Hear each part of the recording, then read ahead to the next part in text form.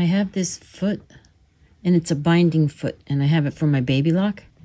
This thing, my binding, has never looked so good.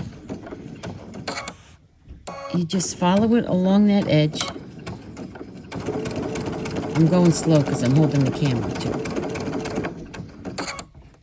And here, there's a little tiny lip. It's not even, I'll have to show you.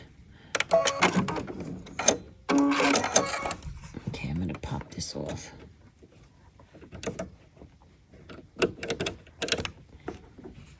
It's not a long stick or anything. It's just a small, tiny edge. And it rides on there. And when you when you flip it over, I'm gonna, look at that binding. My stitches here are all in squares, so you're seeing some of that. But it picks up and it goes right on the inside of this. And it rides, and oh my gosh. I just love it.